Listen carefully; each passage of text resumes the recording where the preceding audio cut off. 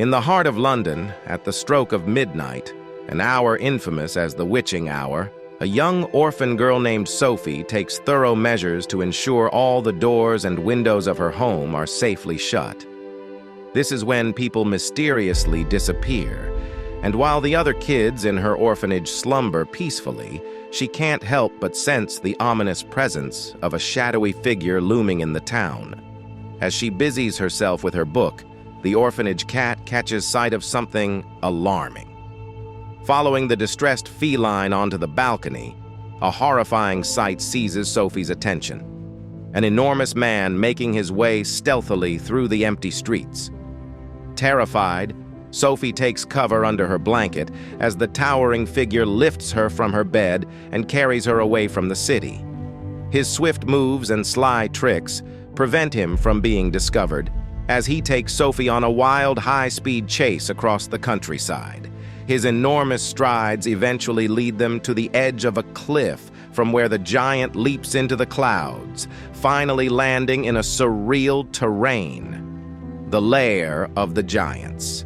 Here, while preparing a vegetable stew, the giant suspends Sophie, still in her blanket. In a futile effort to escape, Sophie accidentally alerts the giant, who reassures her that he is not a fiend and certainly not a cannibal. He won't eat her. He admits regretting on abducting her, expressing concern for her parents. Sophie reveals her orphan status and inquires about the other giants. The giant informs her that, unlike him, they are fierce and terrifying, capable of eating her without hesitation. Interestingly, they are also significantly larger than him, making him the runt amongst the titans. The previous encounter forces Sophie to question the giant's motives, to which he responds that he had to protect his secret from being exposed.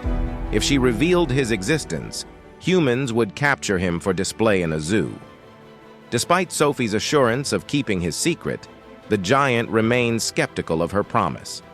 The giant declares she will spend the remainder of her existence with him.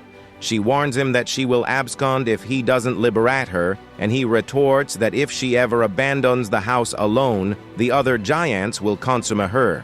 The giant exposes a jar that has a blue luminescence shifting inside, and Sophie is curious about it. The giant explains it's a dream, and Sophie counters that dreams are not tangible entities. The giant peruses Sophie's book, and as she slumbers, the giant ventures into a deeper section of his residence where numerous jars with shifting lights are stored. He selects a jar with a red light and starts tinkering with it. When Sophie awakens, she discovers the giant dozing. She sees a window of opportunity to abscond, however, as she attempts to flee. An even larger giant accosts her and seizes her. Sophie shouts for assistance, but the amiable giant just seals the entrance to his cavern domicile as he is powerless. The colossal giant tosses Sophie into the air and ingests her. Sophie awakens and discerns that this was a dream orchestrated by the amiable giant to validate that dreams are indeed tangible entities. The following morning, the giant consumes a carbonated beverage known as frobscottle, and Sophie observes that the bubbles in the beverage sink, contrary to ordinary drinks where they rise. She highlights this observation, and the giant retorts that bubbles floating upwards induce unpleasant belches. Sophie debates that bubbles descending probably exit in a rather unpleasant manner, but the giant disregards this fact. Instead, he releases a substantial amount of gas that propels him into the air, much to his amusement. Suddenly, another gargantuan man-eating giant appears, and the friendly giant conceals Sophie for her safety amidst the precarious situation. She secretively resides in a vegetable and narrowly avoids consumption after the giant persuades the other giant that he detests vegetables and exclusively consumes human flesh. The amiable giant later escorts Sophie deeper into his cavern residence and assists her in freshening up. He offers her a variety of clothing from which she can choose a new ensemble. She selects a red jacket, which prompts a melancholic expression from the giant, although he doesn't articulate his feelings. He situates Sophie in a cozy room within a tree and announces his departure to carry out his responsibility, capturing dreams. Sophie wishes to accompany him, but he emphatically declines. As she observes some of the dreams in the jars come to life, she is determined to go with the friendly giant. Upon reaching an accord, they vacate their stony dwelling only to encounter the slumbering, ruthless giants. They attempt to tiptoe past them, but to no avail. The brutal giants apprehend the amicable giant by ensnaring his leg. Sophie seeks refuge in a derelict vehicle as the malevolent giants torment the congenial giant. Intriguingly, they utilize him as a game ball, flinging him around recklessly. Sophie is astounded by his lack of resistance. Then, a sudden rainstorm ensues, driving all the callous giants into hiding as they detest water. Consequently, the amiable giant bundles Sophie into his bag and makes a hasty escape, unintentionally leaving behind Sophie's blanket. The remaining giants perceive the human scent from the blanket and deduce the amiable giant has a human companion. They eventually arrive at a location categorized by the giant as the Dream Country. Sophie observes the glimmering stars overhead and is informed by the giant that his enormous ears can detect the celestial music emanating from them. He further elucidates that he can pick up on the subtle noises of insects, alongside the conversations between nature's elements. Sophie gazes into the water to see the magical tree mirrored, clad with dreams. The Gentile giant signifies that he was once referred to as the big friendly giant. Plunging into the water, he navigates to another dimension, with Sophie in tow. They gather before the origin of dreams, the tree. Spotting a golden dream, an extraordinary type, the big friendly giant strives to capture it, but it eludes him. The dream decelerates when it approaches Sophie. He suggests the dream identifies her. He hears her voice in the dream and places it in a jar branded as Sophie's dream. Sophie aids him in catching dreams only to stumble upon a red one, representing a nightmare. The giant seizes it and elucidates that such dreams embody remorse, showing individuals their distressing past actions, offering no absolution. Ascending out of the alternate reality, the pair return to their trail. On that journey, Sophie resolves to refer to the big friendly giant as BFG. Arriving in London, BFG uses his immense trumpet to dispense joyous dreams to slumbering individuals. Sophie adores his narrations of the dreams. Upon their return journey, they cross paths with the rest of the giants, embarking on a hunting expedition for human children.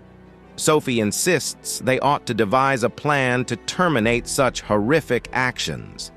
As their conversation progresses, it becomes apparent that Sophie misplaced her blanket. Living in the land of giants, BFG displayed a serious countenance, and suddenly Sophie found herself back at the orphanage. The other giants had learned of Sophie as her blanket was left behind in their domain, making it unsafe for her to remain with BFG. Sophie urged BFG to collaborate with her in defeating the other giants. Although BFG expressed his reluctance by narrating a tale about a young boy who he once brought to Giant Country, he saw the BFG just like Sophie did, so the BFG had to take him along. Unfortunately, other giants discovered the boy. The red jacket Sophie had discovered used to belong to the boy. BFG was unable to return him home safely, and therefore vowed not to repeat the error with Sophie, despite her insistence. BFG abandoned Sophie at the orphanage. Heartbroken, she leaned on the balcony, aware that BFG could still hear her due to his gigantic ears. To draw him out, she jumped from the balcony and was promptly caught by BFG. They both returned to Giant Country to strategize on defeating the giants, who had gravitated towards BFG's home in search of Sophie. In their search, they demolished BFG's work. The giants could not locate Sophie. and out of frustration, BFG decided to expel them from his home using a blazing stick. Sophie had been concealed in the room that was designed for the previous boy in Giant Country. Discovering a portrait of the Queen, she thought of a plan. They crafted a unique dream for the Queen, encapsulating the giants eating children and being defeated by the military. The dream also portrayed Sophie and BFG. They believed that after the dream, the Queen would readily see them. Subsequently, they went to the palace and made the dream descend on the Queen while she was asleep. Upon waking up, the Queen narrated her dream to her assistant, who found it perplexing due to recent mysterious disappearances of children nationwide. The dream became tangible when the assistant found Sophie, and the Queen recognized her from the dream. The Queen, having just dreamt about the same experiences, believed Sophie as she narrated the entire events. Sophie then presented BFG to the Queen, who met him uneasily. The Queen informed her generals about the potential dangers of the giants and held a meal in honor of BFG. Despite his large mannerisms, the meal turned out to be humorous and awkward. BFG had the Queen and all her staff entertained. Generals indulge in frobscoddle, leading to extraordinary flatulence. Then the big friendly giant leads the royal army into the giant's territory. The BFG, with his dream trumpeting skill, creates a dream evoking intense remorse to disarm the malevolent giants, making them easy pickings for the army. As they recline, Sophie and the BFG contemplate Sophie's golden dream. When Sophie queries about the nature of the dream, the BFG reveals it to be a vision of her ordinary life, which she can relish not here, but back in her own world. He assures her that his formidable ears will listen to her whenever she calls out to him. As the moment arrives to administer the dream to the giants, the BFG becomes aware that his trumpet has been left in London. Unnoticed, Sophie seizes the dream jar and boldly places it amid the slumbering giants. As she's about to break the jar, a giant stirs. Nonetheless, Sophie breaks open the jar, causing the other giants to experience remorse-filled dreams. The original giant, still alert and unaffected, is ready to strike at Sophie when the BFG intervenes. The giant readies to strike the BFG when the royal army storms in, interrupting his attack. The royal army successfully apprehends and subdues the malignant giants, liberating the giant country from their reign of terror. The wicked giants are taken to an isolated island, an insurmountable fortress. Their only sustenance for the rest of their existence will be vegetables, much to their chagrin. Sophie then awakens in the Queen's palace, welcomed by the Queen's steward. Meanwhile, the BFG enjoys the solitude of the giant country, farming a garden full of tasty vegetables and documenting his thrilling adventures. At the palace, Sophie greets the BFG aloud, confident that despite the distance, he can hear her, and affirmatively he does. Please do like and subscribe to our channel if you appreciated this content, and let us know your favorite movie for us to summarize. Thanks for tuning in.